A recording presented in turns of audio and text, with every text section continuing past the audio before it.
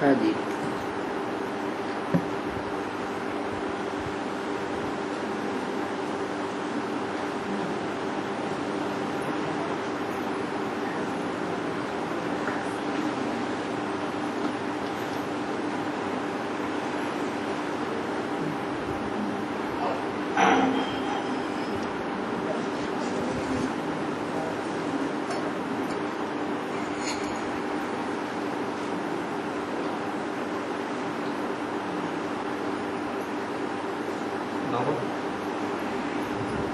Next to God Prajapita, next to God Shankar, next to God Narayan और next to God Krishna. संगम युगी कृष्ण का ही गायन है और पर्सनैलिटी एक ही है। हाँ जी। और जो हद के लोग बोलते हैं गीता का भगवान कृष्ण है, तो उन लोगों को कैसा समझेगा?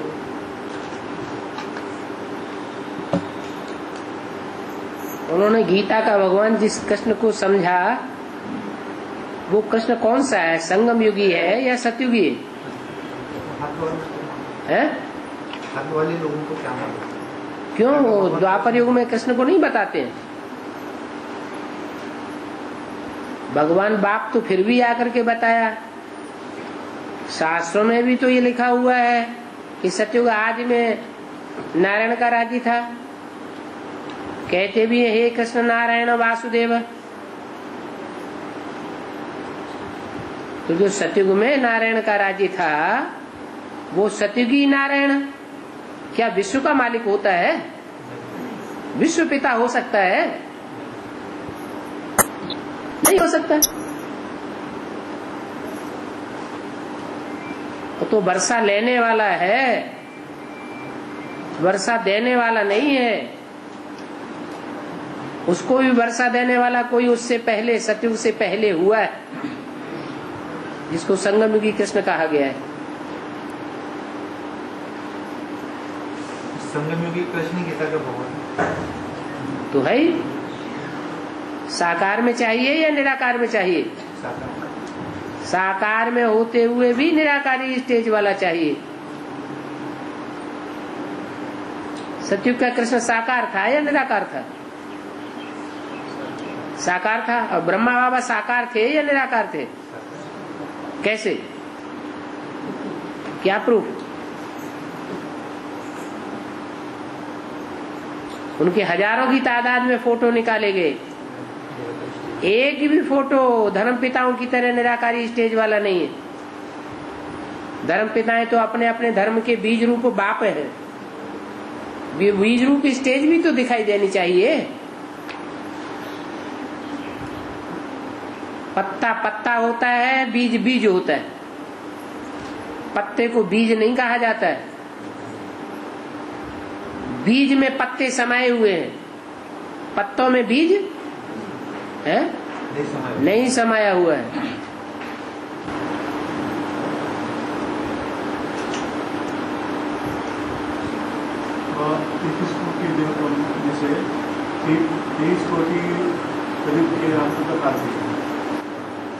द्वापर के आदि से लेकर के कलयुग अंत तक 23 करोड़ देवताएं परम धाम से इस सृष्टि पर उतरते हैं। वो किस कुल के हैं? इस्लाम कुल के हैं, बौद्ध कुल के हैं, क्रिश्चियन कुल के हैं, या कोई पुराना कुल है जिस कुल से आते हैं? हैं? किस कुल से हैं? उनका कुल कौन सा है? ओरिजिन कहाँ से है? सूत्रपात कहाँ से हुआ? आज सनातन देवी देवता धर्म से इसीलिए पूजनीय है।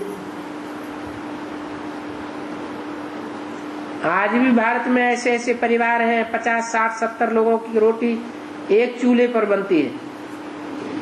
एक मुखिया होता है पूरे परिवार का, और पूरे परिवार की व्यवस्था ऐसे चलती है जैसे कोई राज्य चल रहा हो। अनेक बेटे हैं, अनेक बहुएं हैं, अनेक भाई हैं, छोटे बड़े का लिहाज रखते हैं। कोई भी छोटा अपने बड़े की बात को काट नहीं सकता। लेकिन ऐसे परिवार बहुत बिरले हैं।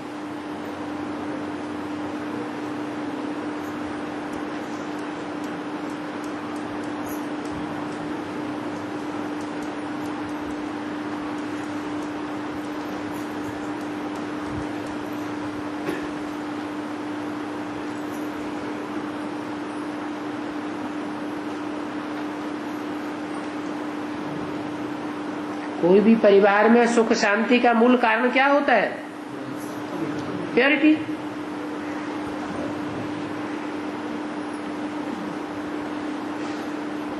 इम्प्योरिटी जब बढ़ती है तो लड़ाई झगड़े होते हैं। भारत में ही जो भारत के ही हैं वो भारत में ही उतरेंगे ना। 33 करोड़ देवताएं हैं, 33 करोड़ देवताओं में से एक एक में दूसरे धर्म की सोल प्रवेश करती रहती है, क्योंकि देवताएं ही सबसे जास्ती पतित बनते हैं।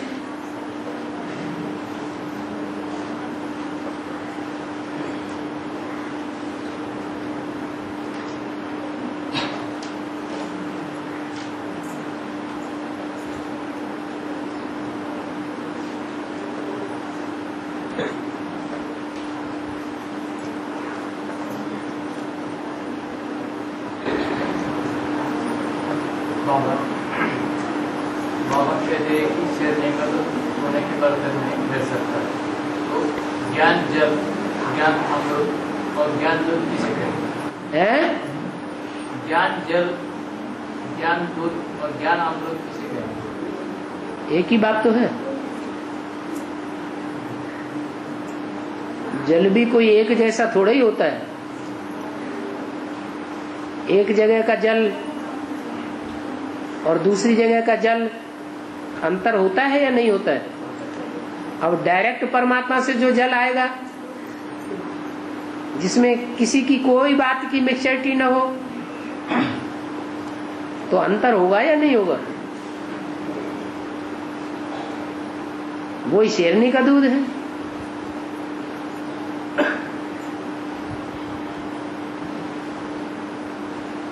परमात्मा बाप है जैसे संसार रूपी जंगल का शेर, और ब्रह्मा हो गई शेरनी। उस शेरनी के मुख से जो निकला हुआ ज्ञान है, देह अभिमान की मिट्टी भरा जो पात्र है, थोड़ी भी देहवानी की मिट्टी अगर आ गई ज्ञान में आने के बाद, वो पात्र को फोड़ करके निकल जाता है, ठहरता नहीं है, बह जाता है। इसलिए एक बार अंजाम करने के बाद फिर देह अभिमान को आने का चांस ही नहीं देना चाहिए।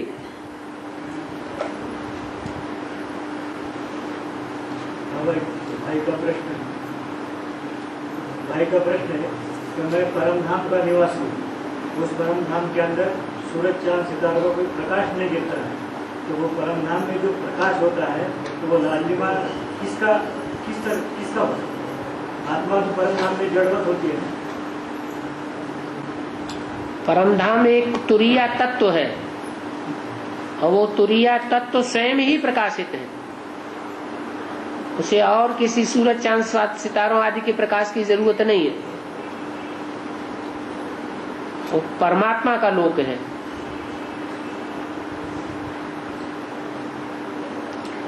आत्माओं का लोक है। आत्माएं ही सिर्फ वहां वास करती है। कोई स्थूल जड़ तत्व का वहां वास नहीं है। जड़त्व या अंधेरा पैदा करने वाले वो सब इस दुनिया के हैं। स्वयं प्रकाशित लोक है।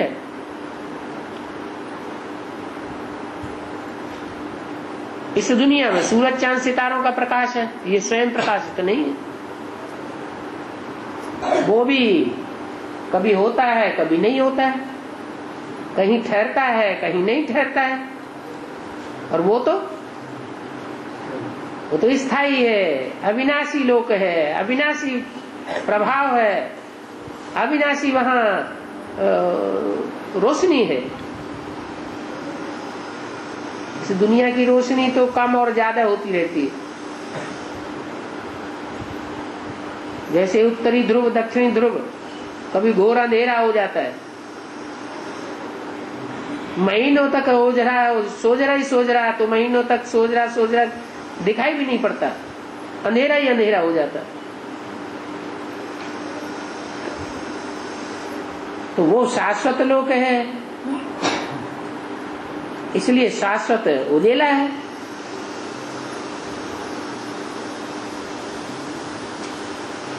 और कर्मातीत आत्मा परम धाम जा सकती है। कर्मातीत अवस्था में आत्मा परम धाम जाती है। हाँ जी, कर्मों का बंधन रहा ही नहीं। जब चाहे और जितनी देर चाहे परम धाम की निराकारी निर्विकारी निरहंकारी स्टेज में टिक सकती है।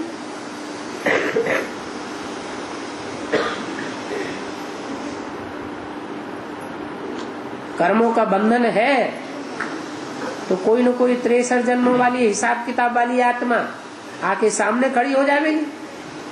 कहाँ जा रहे हो, पहले हमसे तो निपट लो, पहले हिसाब किताब पूरा करो हमारा, तो युद्ध करना पड़े।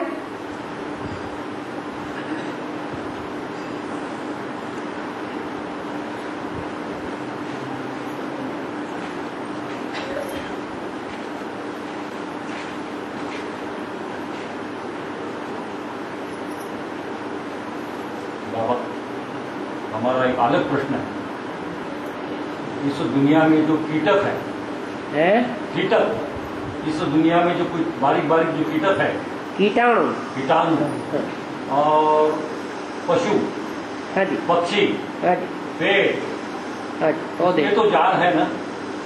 इसमें तो जान है ना? जान आत्मा है ना? आत्मा है। हाँ, तो इनका पिता कौन है? कोई परमपिता परमात्मा। परमपिता परमात्मा, ठीक है। आप परमपिता परमात्मा है, तो इनको जानवरों को ऐसे शरीर क्यों दिया है? दिया है तो दिया थोड़ा ही, हो तो बनाया है नाटक। किसने बनाया है?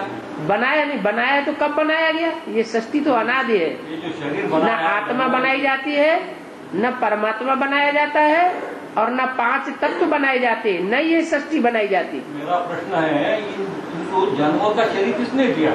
शरीर उनका वजह क्या? अरे ये 5 तत्वों से ही सब प्रकार के शरीर बनते हैं। क्या मनुष्य का, क्या पशु का, क्या पक्षी का, क्या कीटाणुओं का, सबके शरीर मनुष्य को क्यों नहीं दिया जाता? 5 तत्वों से ही बनते हैं। ये मनुष्य को क्यों नहीं दिया जाता है जानवर? अब ये कोई कहे कि ये ड्रामा है और ड्रामा में इस व्यक्ति को ही हीरो हीरोइन का पार्ट क्यों दिया गया, दूसरों को क्यों नहीं दिया गया? अरे नाक यहाँ क्यों ही रखी गई, यहाँ क्यों नहीं रखी गई? ये कोई प्रश्न थोड़ा ही होता है। ड्रामा में ऐसा ही नूड है। ऐसा है, मनुष्य को जानवरों का शरीर क्यों नहीं देता है भगवान? ये कहना है। मनुष्य शरीर मनुष्य में ही जाता है। मनुष्य शरीर में ही वो पाप कर्म भोग सकता है ज्यादा से ज्यादा, तो दूसरी योनि में जाने की क्या दरकार है? नहीं, ये जानवर बनाने की वजह क्या है? जानवर बनाए नहीं जाते, बने बनाए हैं। जानवरों की जो आत्मा है, मनुष्य के लिए मॉडल है क्या जानवर? मॉडल नहीं है। क्या है? मनुष्य के लिए एक मनुष्य हम जानवर से सीखते हैं। मनुष्य के लिए खेल खिलौना है।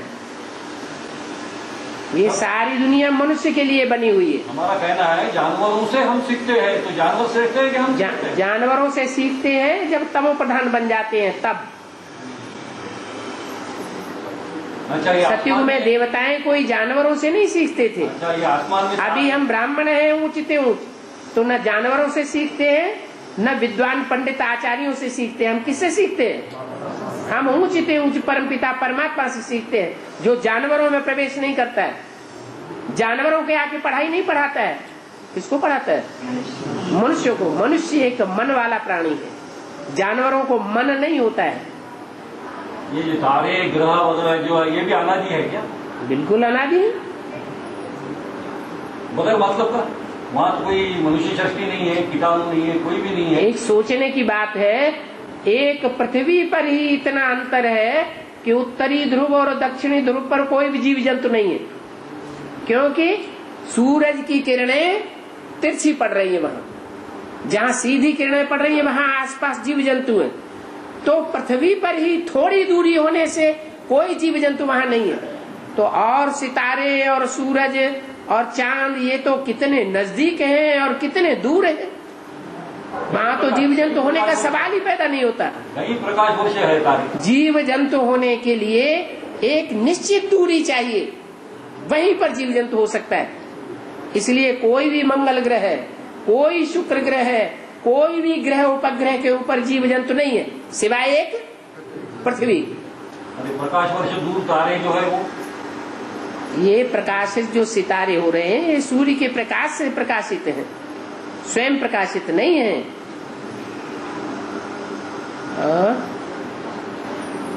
बाबा एटम और आत्मा, एटम तो 5 तत्वों से बना हुआ है और आत्मा तो परे है। वो साइंस लोग 5 तत्वों का ही रिसर्च करते हैं, आत्मा का रिसर्च क्यों नहीं करते? क्योंकि आत्मा को जानते ही नहीं है। वो आत्मा के बारे में न जानते हैं न कोई विश्लेषण कर सकते हैं। जिस चीज के बारे में उन्हें जानकारी नहीं है तो विश्लेषण क्या करेंगे? उनकी है ही इतनी जड़त्वमयी बुद्धि कि जिस पेड़ की डाली पर बैठे हुए हैं, सांस ले रहे हैं, जिंदगी जी रहे हैं, उसी पेड़ की डाली को एटम बम बना के काट रहे हैं। कैसी तमापुरान बुद्धि हो गई? मनुष्य मनुष्य को काट रहा है। उनको कहेंगे जानवर से भी बदतर। वो क्या आत्मा का विश्लेषण करेंगे? उनके भाग्य में ही नहीं है आत्मा का विश्लेषण। वो भी भगवान बाप आता है तब समझाता है, और वो भी जल्दी नहीं समझते हैं। जब अच्छी तरह नाक रगड़ जाएगी तब कहेंगे ओ गॉड फादर।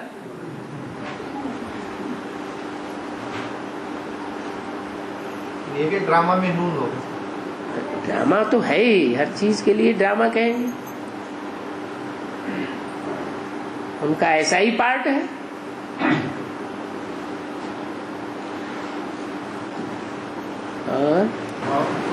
पृथ्वी पर तो सभी सृष्टि है, दूसरे ग्रहों पर नहीं है, मगर अन्य सूर्य मालिका है या नहीं, इसका प्रमाण क्या है? क्या नहीं? ये सूर्य मालिका है, उनमें से सूर्य, पृथ्वी, बुध, सौर जगत की बात कर रहे हैं। ऐसे अलग सूर्य मालिका है या? ये तो आप एक कल्पना कर रहे हैं। आपकी कल्पना है कि जैसे ये सौर मंडल है और उसमें ढेर सारे चांद सितारे ग्रह उपग्रह हैं, ऐसे और भी सूरज होंगे, लेकिन ऐसा नहीं है। प्रमाण है, यही प्रमाण है। जो चीज नहीं है उसका प्रमाण था। जिस चीज को हम देख रहे हैं सामने उसको प्रमाण नहीं मानते। ये क्या बात हुई? जिस चीज को हम सामने देख, प्रत्यक्ष को प्रमाण की जरूरत है। हम कहें सूरज नहीं है, अरे सूरज तो प्रत्यक्ष निकला हुआ है, और जो है ही नहीं उसके लिए हम प्रूफ ढूंढे। अनुमान से नुकसान होता है, अनुमान नहीं लगाना चाहिए। किसी ने कागज में लिख दिया इस सूर्य की तरह हजारों सूर्य हैं, हजारों सौर मंडल है। अरे लिख देने मात्र से ही हो जाएगा? प्रूफ नहीं चाहिए कुछ।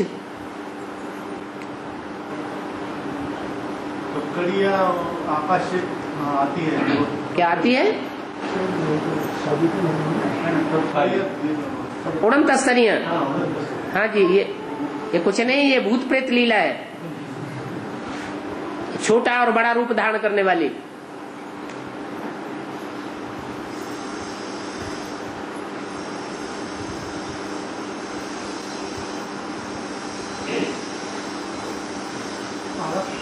बाबा कहते हैं सृष्टि चक्र घुमाओ, ये घुमाना तो बुद्धि में होता है। क्या? फिर भी विष्णु के चित्र में उसके दाएं हाथ के तर्जनी पर उनका भाव बताया जाता है। ठीक है, तर्जनी में बुद्धि का कोई अन्य संबंध है क्या? हाथ का कोई संबंध है? हाथ का क्या कनेक्शन है? हाथ का काम क्या है? हाथ का काम है कैच करना, बुद्धि का काम भी है कोई संकल्प को कैच करना। अब इस हाथ सिर्फ अकेला ही कैच करता है या अपनी सहयोगी उंगलियों के द्वारा कैच करता है? तो उंगलियां भी हाथ का काम करती हैं। जैसे हाथ कैच करने का काम करता है, पकड़ने का काम करता है, ऐसे उंगलियां भी मिलकर के कैच करने का काम करती हैं। तो उंगलियां भी जैसे कि बुद्धि हो गई, बुद्धि से ही चक्र घुमाया जाता है। अब कोई अपने पूरे हाथ की ताकत लगा देता है तो भी सच्ची चक्र नहीं घूमता। ज्ञान के चक्र में बुद्धि लगती नहीं है और कोई सिर्फ छोटी सी उंगली लगा रहा है, तर्जनी उंगली लगा रहा है और उसकी शक्ति से ही सारा सच चक्र घुमाता रहता है। पूरे हाथ की ताकत लगाने की भी दरकार नहीं है। ये तो अपनी अपनी बुद्धि का कमाल है। बुद्धि हजार नियामत कही जाती है।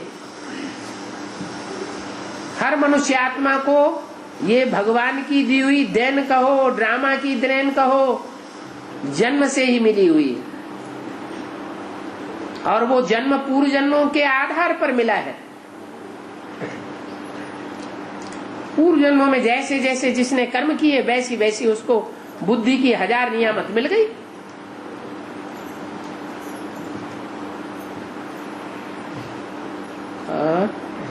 बाबा, वास्तुशास्त्र में अष्टदेव की दिशा बताई है, तो हर एक अष्टदेव की दिशा यानी दिशा वाले अष्टदेव है क्या?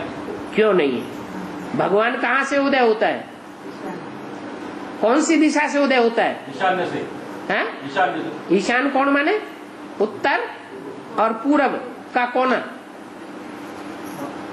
सूरज उत्तर पूर्व के कोने से ही निकलता है ना, तो गलत क्या है? वो है जड़ सूर्य और ये है चैतन्य सूर्य। कहाँ से निकला? कौन से जोन से पकड़ा? पूर्वी बंगाल से पकड़ा इस रथ को। गीता में भी लिखा हुआ है, मैं जब आता हूं तो पहले पहले सूर्य को ज्ञान देता हूं। वो प्रजापिता हो गया ज्ञान सूर्य। ईशान कोण में शंकर जी को दिखाया हुआ है, उसका नाम दिया है ईश्वर। ईश माने शासन करता, वर माने श्रेष्ठ।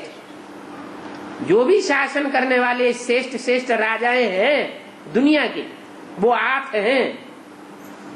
अष्टदेव कहा जाता है। उनमें से श्रेष्ठ का नाम क्या दिया? ईश वर। क्या हुआ मिला के? ईश्वर। तो वास्तुशास्त्र हो, चाहे साइंस हो,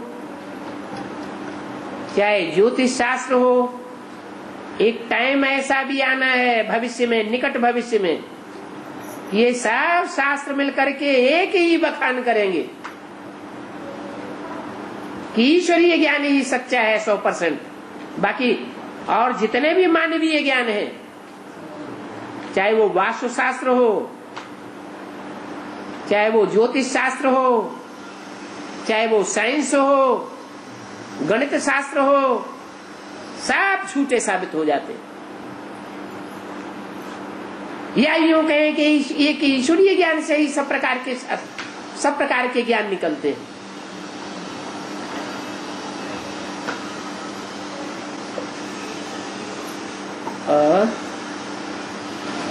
भाई का प्रश्न है, माउंट आबू वाले को माउंट आबू छोड़ना पड़ेगा। माउंट आबू वाले को माउंट आबू छोड़ना पड़ेगा, ये तो नहीं बोला। माउंट आबू ये तो बोला ही नहीं। आप शब्दों के अर्थ को नहीं बदलिए। अव्यक्तवाणी में बोला है मधुवन वालों को मधुवन छोड़ना पड़ेगा। जो अभी वर्तमान में अपने को समझते हैं कि हम मधुवन वाले हैं, मधुवन के मुखिया हैं या मधुवन में रहने वाले हैं, उनको मधुवन वर्तमान का छोड़ना पड़ेगा।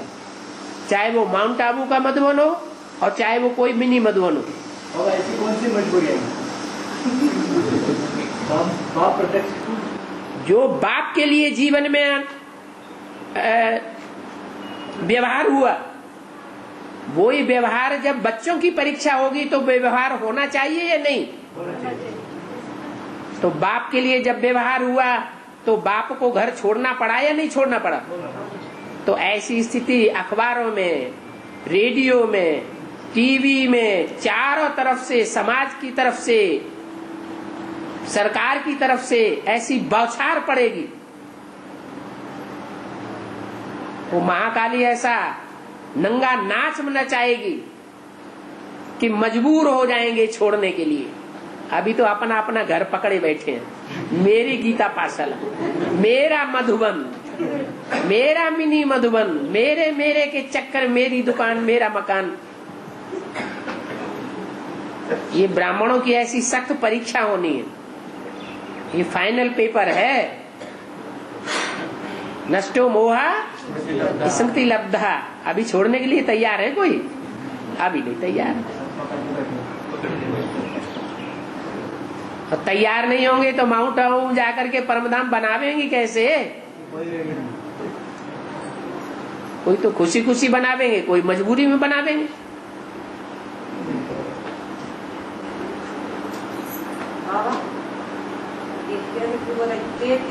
देवता उनमें से 23 करोड़ देवता ऐसे होते कि सतयुग के अंत में आते हैं और वापस जाते हैं। सतयुग में आते ही नहीं। सतयुग की देवता कैसे बोला? 23 करोड़ देवता आते ही नहीं। क्यों नहीं आते हैं? जब आते हैं तब उनको सुख होता है आधा जन्म। 63 जन्म में भी अगर कोई आएगा, सत्युग त्रेता में नहीं आएगा, तो 63 जन्मों में ही उन्हें पौना हिस्सा सुख मिलेगा और 1/4 दुख मिलेगा। देवता धर्म की आत्माएं सबसे जास्ती सुखी होती है, भले सत्युग त्रेता में आवे या ना आवे। उनका कुल ही निराला है। सतयुग की देवता कैसे कहा? सतयुग की देवता कैसे कहा? सतयुग के देवताएं ज्यादा सुख भोगने वाले हैं, त्रेता के देवताएं उससे कम सुख भोगने वाले हैं। द्वापर युग के जो देवता धर्म की आत्माएं हैं, देवता धर्म में उतरती हैं, वो सतयुग और त्रेता वालों से भी कम सुख भोगती हैं। लेकिन दुनिया के मुकाबले फिर भी ज्यादा सुख भोगती हैं।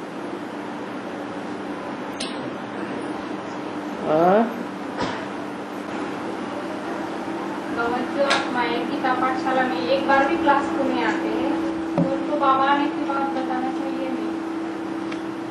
कांटेक्ट भी नहीं रखते एक बार। बताने से आ जाते हैं? बताने संगठन को भी नहीं आते बताए। अच्छा, संगठन में बुलाएं तो आ जाते हैं? नहीं आते। तो फिर तो बाबा आने के बाद आते।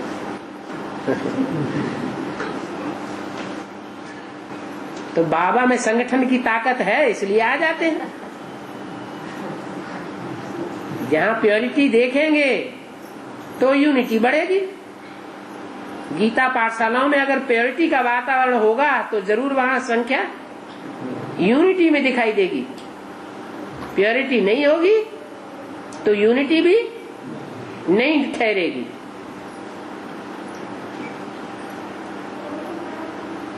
बुलाने करने की दरकार ही नहीं।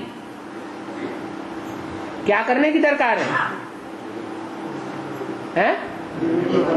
हाँ, प्योरिटी यूनिटी को खींचती है। पवित्र आत्मा अपवित्र को कशिश करती है। हम मंदिरों में रोज जाते हैं, जाते हैं कि नहीं? जाने वाले भक्त मंदिरों में रोज जाते हैं या नहीं? जाते हैं। और मस्जिद में रोज जाने वालों की संख्या बहुत थोड़ी, और जुम्मा ढेर जाते हैं। खास करके जामा मस्जिद बनाई हुई है। ऐसे ही गिरजाघर में रोज जाने वाले बहुत थोड़े, ना के बराबर। और संडे ढेर के ढेर इकट्ठे हो जाते हैं। तो ये गीता पाठशालाएं भी कोई जुम्मा मस्जिद बन रही है,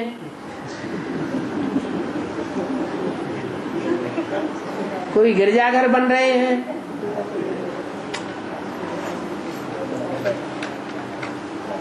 अभी ऐसा भी होने वाला है, ये मंदिर मस्जिद गिरजाघर सब टूट जाएंगे, एक ही बड़ा मंदिर रह जाएगा जहाँ सब तीर्थ यात्रा करने जाएंगे।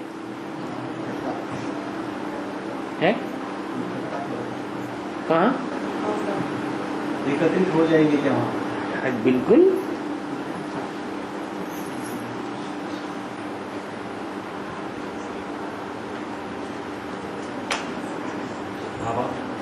ये जो नर्वस सिस्टम है, जो नर्वस सिस्टम है, कंप्लीट नर्वस सिस्टम, यही आत्मा है क्या?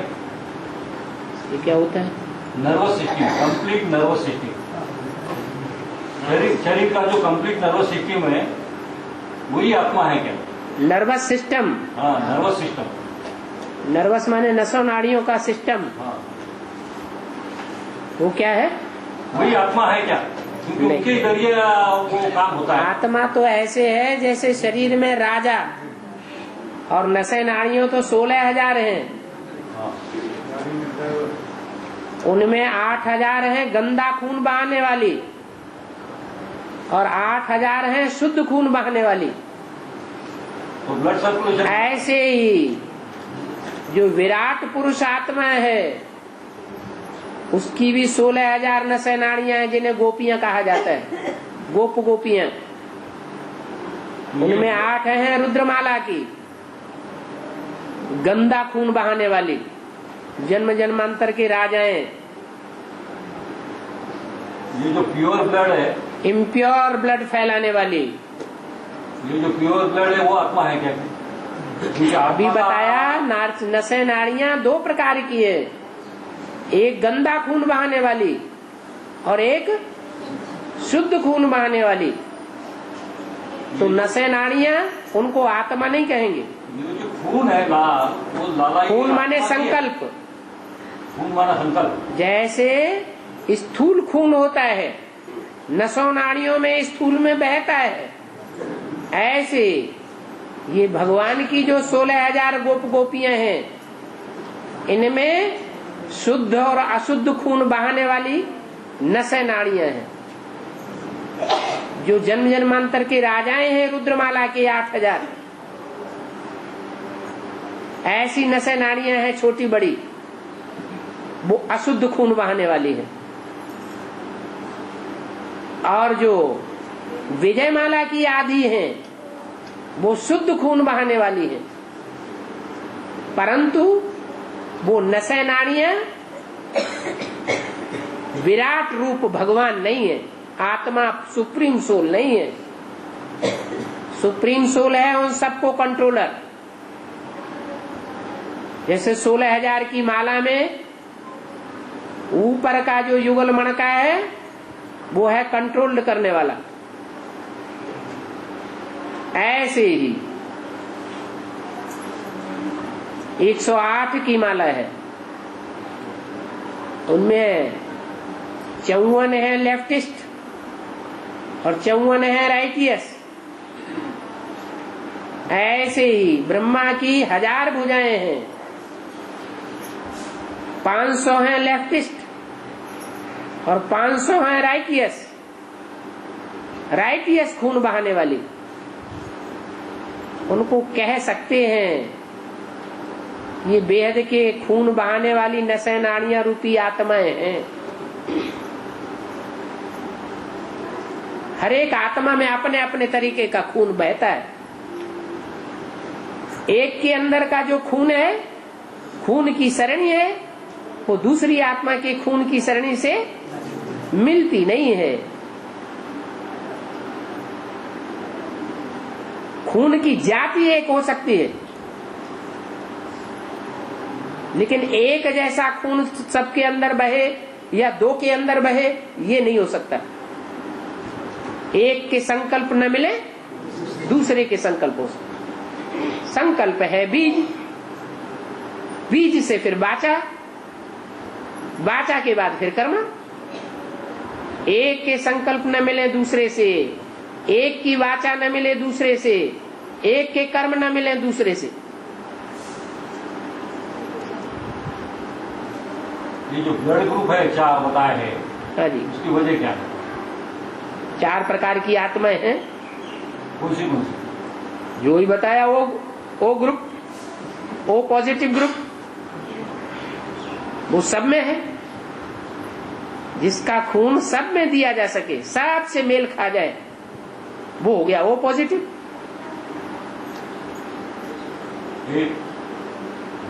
जैसे 12 प्रकार के राशियां मानी गई है। दुनिया का हर मनुष्य मात्र 12 राशियों में विभाजित किया गया है।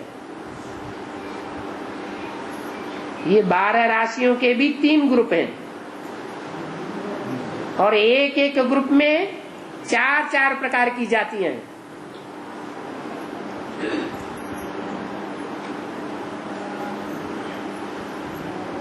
ऐसे ही मनुष्यों का खून भी 4 प्रकार की जातियों का है। कौन सी जात क्या है? अब तो कोई भी नाम दे दो, नाम तो ये वैज्ञानिकों ने दिए हुए हैं ना, वैज्ञानिकों की भाषा ही अलग है। इतना तो जानते हैं कि हाँ 4 प्रकार का खून है। और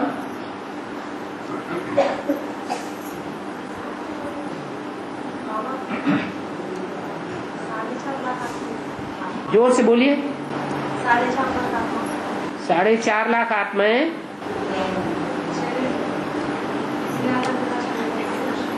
दुनिया का विनाश होने के 4.5 लाख आत्माएं विनाश, तो अंत का विनाश नहीं देखेंगे, उनको क्या करेंगे? अंत का विनाश तो सिर्फ एक ही देखेगा, उनको क्या, उसको क्या कहेंगे? तो उनसे कहो क्या पूछना चाहते हैं, बात क्लियर नहीं हो रही है। मराठी भाषा में पूछ लो आपस में।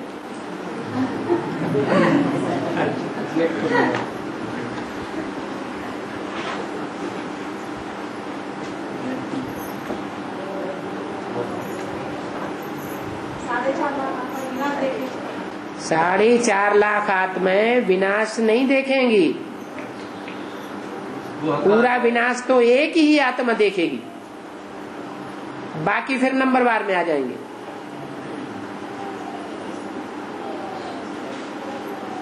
और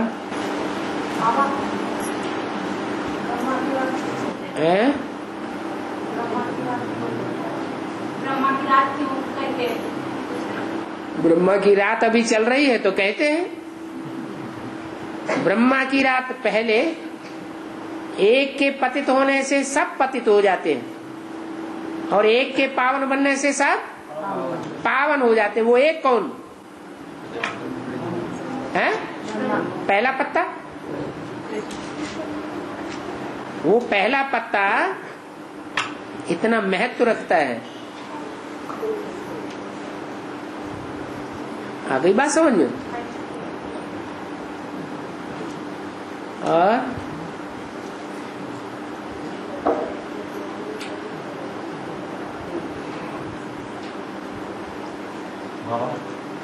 ये जीन्स में जो प्रोडक्ट निकाला है अनुवंशिक है, जीन्स में जो प्रोडक्ट है अनुवंशिक, ये नारायण का सिलसिला है क्या? जीन्स क्या क्या जीन्स?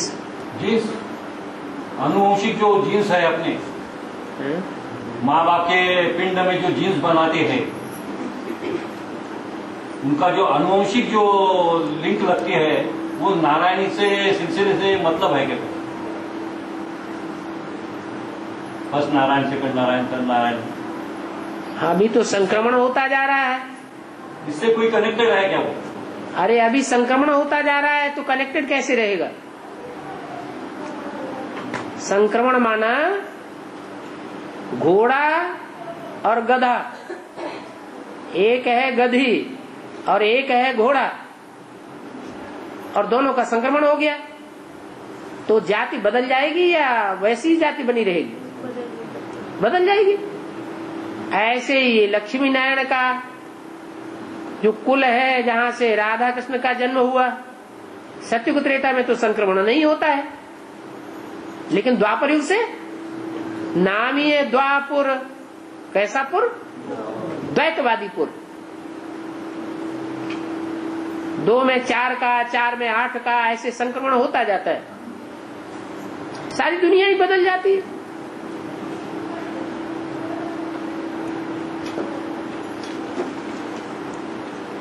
और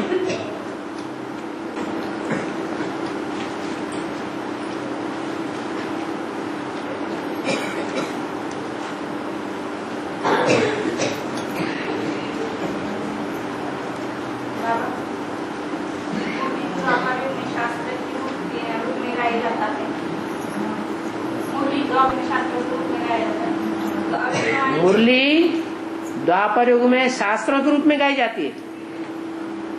अगर मुरली ज्यों की त्यों द्वापर युग में शास्त्र के रूप में गाई जाए, फिर तो भगवान का स्वरूप प्रत्यक्ष होना चाहिए। भगवान की पहचान द्वापर युग से उड़ जाती है या बनी रहती है? उड़ जाती है। संगम युग की बात ही द्वापर युग में उड़ जाती है।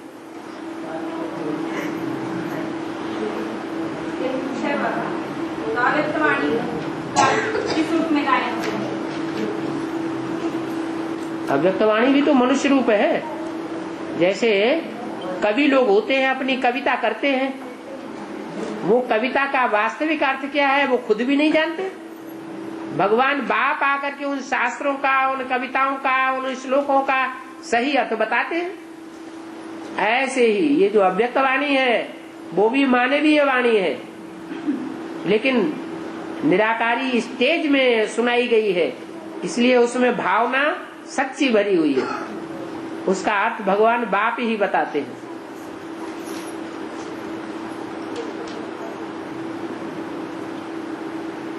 एक अव्यक्तवाणी ही ऐसी है जो मुरली के महावाक्यों को कहीं भी खंडन नहीं करती। बाकी दुनिया में जितने भी शास्त्र हैं, जितनी भी वाणियां हैं, वो सब एक दूसरे का खंडन करने वाली है।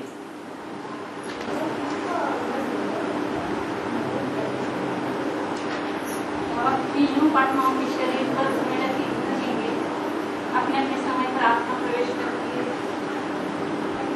शरीर से वह हट जाएगा। उसी तरह से जो सतयुग में प्राणी रहेंगे, जैसे गाय, मोर, तो इनके लिए शरीर कुछ वर्ष में लगेंगे। कुछ क्यों, जो भी जातियां होंगी इस तरह की दूसरों को दुख न देने वाली, वो रहेंगी। दुखदाई प्राणी नहीं रहेंगे, सुखदाई सब रहेंगे।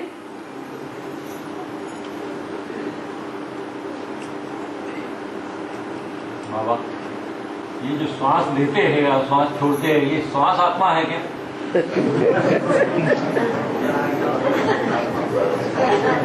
श्वास तो हवा है। हवा है क्या? आत्मा ये क्या? 5 तत्वों में से आदमी श्वास से जीता नहीं है। श्वास अगर नहीं हुआ तो आदमी जीता नहीं है, तो उसका मतलब क्या हुआ? आपने सुना ही नहीं है कि ऋषि मुनि ऐसे भी होते थे जो श्वास प्रश्वास को बंद कर देते थे? सुना कि नहीं सुना?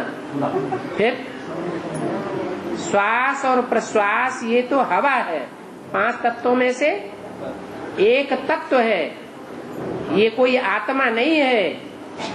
5 तत्वों से आत्मा तो तुरिया है, बिल्कुल अलग। उसको 5 तत्वों में बांधा नहीं जा सकता। बंधन में आ जाती है, वो एक अलग बात है। हवा को, प्राणवायु को हम प्राण नहीं कहेंगे।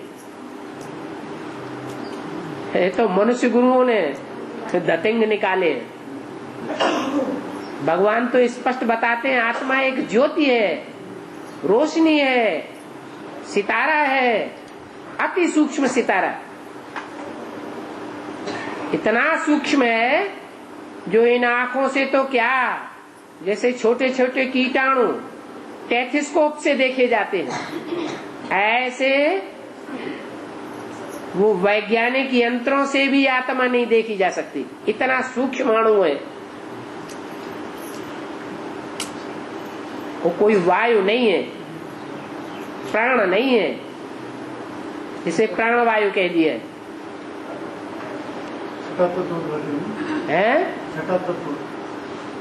तो वो छठा तत्व तुरीय तत्व परम धाम है, ब्रह्मलोक ब्रह्म तत्व है, वो भी जड़ है। लेकिन आत्मा तो चैतन्य है।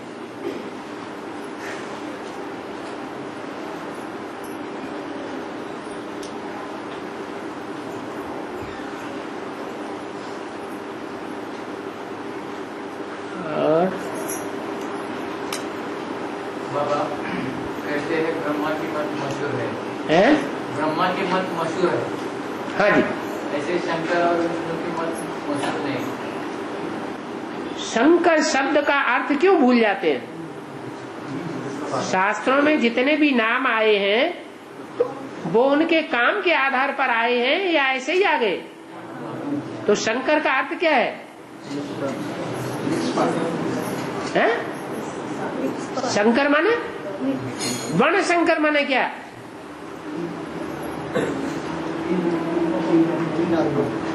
कई वर्ण मिलकर के एक बन जाए।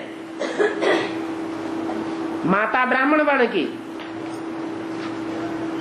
और पति पिता दूसरे वर्ण का हो, शूद्र वर्ण का हो, तो जो संतान पैदा होगी उसे क्या कहा जाएगा? वर्ण शंकर।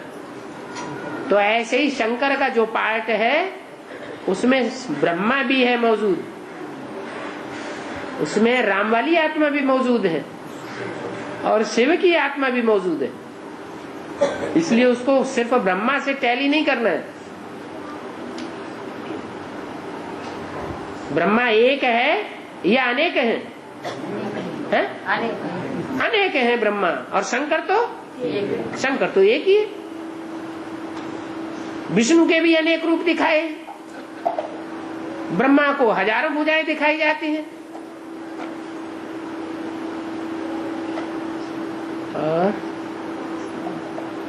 विराट विष्णु की भी है, ढेरों भुजाएं दिखाई जाती हैं।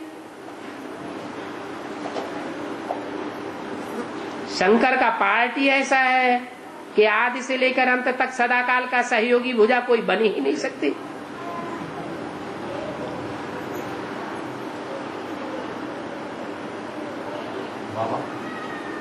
परमधाम से जब पहला आदमी आता है, आत्मा आती है पहली है, तो उसके लिए शरीर कहाँ से पैदा होता है? उसका शरीर यही योग बल से तैयार हो जाता है। जो विकारी शरीर के 5 तत्व हैं वो यही निर्विकारी बना करके जाती है। उसमें कोई रोग शोक नहीं रहता है, बर्फ में ढक जाती है। कर्मातीत होने के बाद वो शरीर को यहीं त्यागती है और परमधाम में पहुंच जाती है। अपने टाइम पर फिर प्रवेश करती है। वो कोई एक शरीर थोड़े ही है, नंबरवार लाखों की तादाद में ऐसे शरीर हैं जो योग बल से अपनी काया को कंचन बनाते हैं। इसलिए मुरली में बोला है, मैं तुम्हारी आत्मा और शरीर रूपी नैया दोनों का खिवैया एक बाप हूं। ऐसे नहीं आत्मा को ही पार ले जाता हूं पारलोक में, ये शरीर रूपी नवैया भी इस बैतरणी नदी के पार, इस संसार विषय सागर के प्यार क्षीर सागर में चला जाता है। सिर्फ आत्मा ही नहीं जाती है, क्या ये शरीर भी पार जाता है।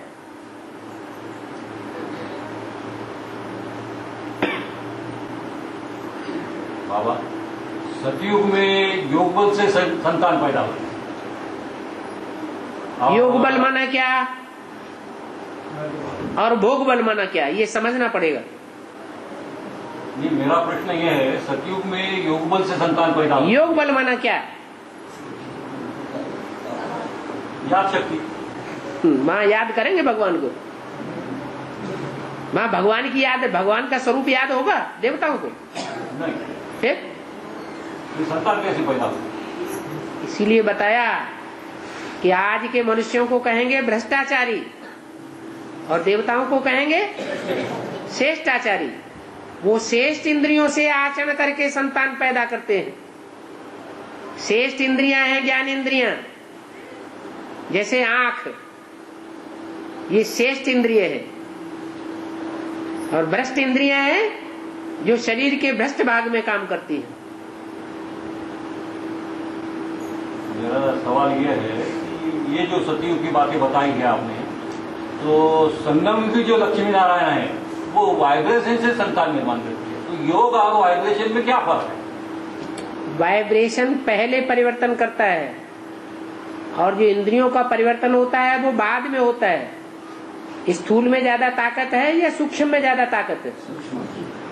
तो वाइब्रेशन ज्यादा शक्तिशाली होता है, या आंख से जो हम दृष्टि से देखते हैं या कर्मेंद्रियों से कर्म करते हैं उन कर्मों में ज्यादा ताकत है?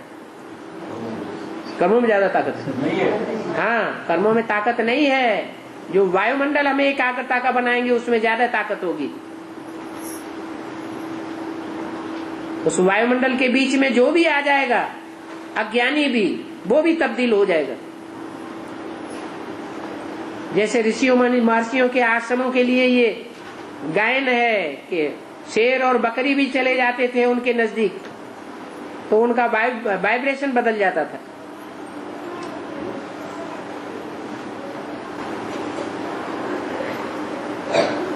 बाबा, लक्ष्मी नारायण के मंदिर में पहले लक्ष्मी का नाम हाँ,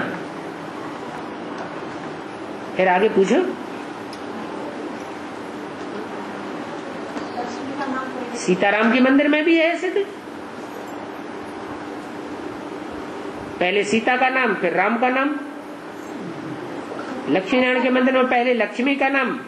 ऐसा क्यों है? अरे नाम किस आधार पर पड़ता है, कितनी बार बताया, भूल गए? नाम का कारण क्या? काम, और काम पहले लक्ष्मी ने करके दिखाया या नारायण ने करके दिखाया? नारायण तो रुद्रमाला से निकलता है, नाक रगड़ते रगड़ते मर जाओ। रुद्रमाला संपन्न बनने वाली नहीं है।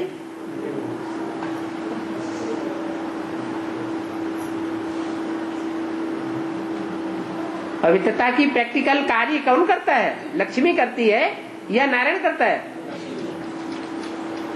प्रैक्टिकल पार्ट किसका है? वैष्णवी देवी का है या नारायण का है? वैष्णवी देवी का है। तो जो करे उसका नाम भी पड़े।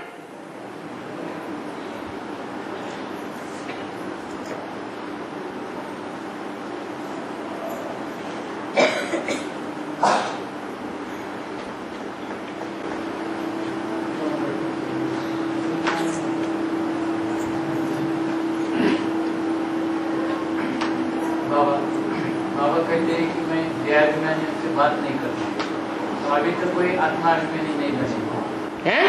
अभी तो कोई आत्माभिमानी नहीं बने। माने बेसिकली बिंदु रूप स्टेज में 1 सेकंड तक टिकने वाले कोई भी नहीं बने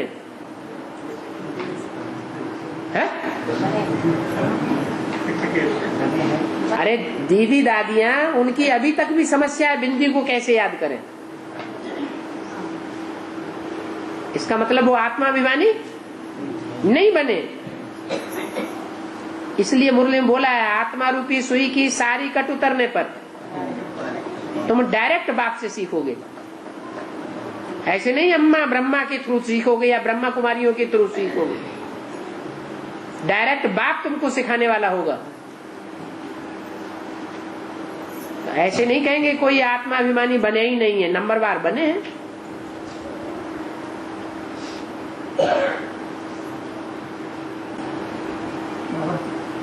भक्ति में देवकी ने श्री कृष्ण को जन्म दिया और यशोदा ने पालन पोषण किया, तो देवकी और यशोदा का फर्क किसका? यशोदा विदेशी थी या स्वदेशी थी? विदेशी। यश देने वाले, भगवान को प्रत्यक्ष करने वाले विदेशी बने या स्वदेशी बने? विदेशी। विदेशियों ने बाप को प्रत्यक्ष किया, और स्वदेशी भारत के कुंभकर्ण क्या करते हैं? सोते ही रहते हैं। कर्म ऐसे हैं जो भगवान बाप को प्रत्यक्ष करने के बदले और ही गुप्त कर देते हैं। मुख से कोई कहे कि भगवान आया हुआ है और कर्म वैश्याओं के कर दे, लंपटों के कर दे, तो लोगों को विश्वास होगा? है? नहीं होगा। तो देवकी विकारों की जेल में पड़ी रही और उनको खुशी चढ़ गई कि हमें भगवान मिल गया, हमारे घर में आ गया। विकारों की बात ही उड़ गई।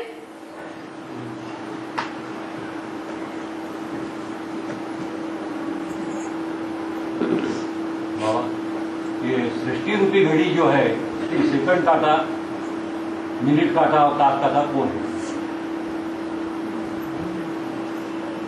कांटे 2 हैं या 3 हैं? 3 है ना? हाँ जी। एक कांटा है वो धीमी धीमी गति से घूमता है, वो बहुत मोटा कांटा है। उससे ज्यादा तीखा कांटा है।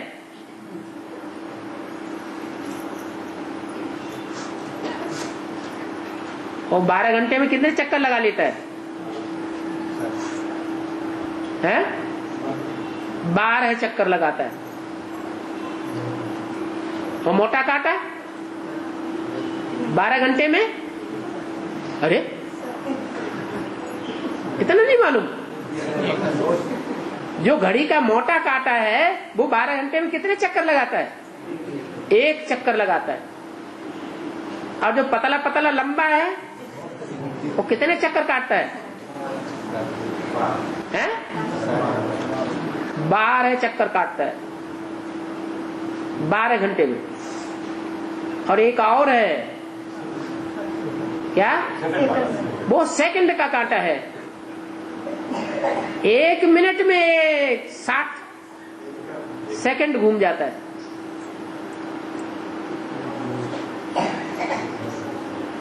जैसे बाप कहते हैं मुझे घड़ी घड़ी याद करो, तो अभी तीनों कांटे समझ में नहीं आए? कौन कौन है, क्या क्या है, बताओ। सेकंड कांटा जो है वो शंकर बाबा का बता डालो। सही है झूठे? अब पहले बता जा, तीनों को बता दो, फिर उसके बाद दूसरों से पूछे।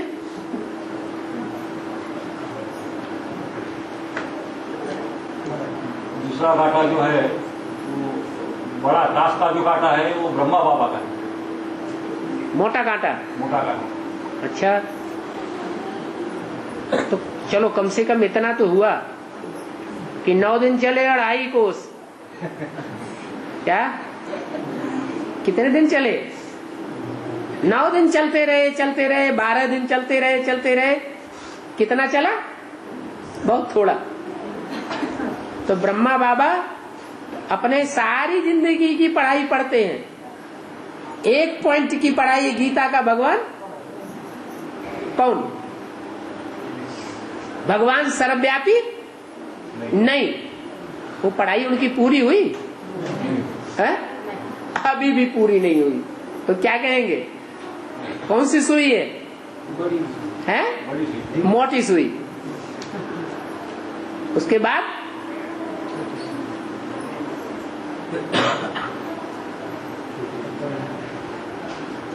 पतली सुई है, लंबी वाली। वो 12 घंटे में 12 चक्कर लगा लेती है। वो कौन है? प्रश्न तो मजेदार आया है, जवाब भी निकाल लेना चाहिए। चलो एक तो क्लियर हुआ, क्या है? हाँ, बड़ा कांटा तो क्लियर हो गया। ये बड़ा कांटा है क्या? सबसे बड़े दुख की बात कौन सी है? गीता का भगवान, ये सबसे बड़ी दुख की बात है। भगवान सर्वव्यापी नहीं, भगवान एक व्यापी है। एक व्यापी है सबसे बड़े सुख की बात, और सर्वव्यापी है सबसे बड़े दुख की बात। इस सारे सृष्टि चक्र में मुख्य कार्यकर्ता कितने हैं? तो अभी तक इनका इशारा दे दिया।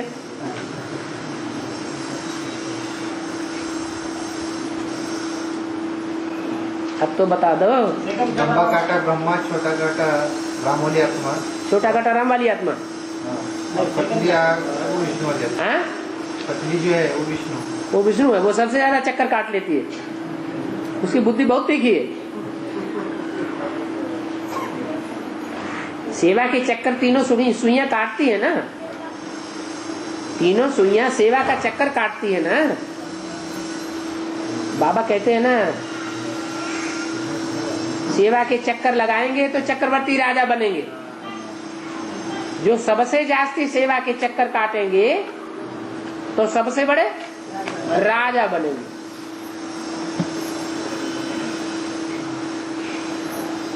लौकिक दुनिया दौड़ी के चक्कर काटते रहे बुद्धि, कर्मेंद्रियां, वाचा, तो सबसे बड़े बनेंगे या छोटे बनेंगे? है? फिर तो छोटे बन जाएंगे। कहाँ चक्कर काटे? ईश्वरीय सेवा में मनसा भी लगी रहे, तन से भी लगे रहे और वाचा से भी लगे रहे। बड़े से बड़ा जो चक्कर काटने वाले बनेंगे वो बड़े राजा बनेंगे। इसलिए खूब सुदर्शन चक्कर घुमाओ, चक्कर काटो ईश्वरीय सेवा के तो चक्रवर्ती राजा बनेंगे। तो कौन सी सुई सबसे जास्ती चक्कर काटती है? सेकंड काटा तो कौन है? एक है घड़ी घड़ी चक्कर काटने वाली, और एक है घड़ी घड़ी तो चक्कर नहीं काटती, लेकिन 12 घंटे में एक चक्कर जरूर काट लेती है।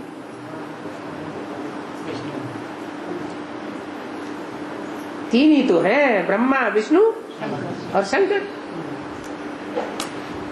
ब्रह्मा का पार्ट भी है तो विष्णु का पार्ट भी है, वैष्णवी देवी। शंकर का भी पार्ट है।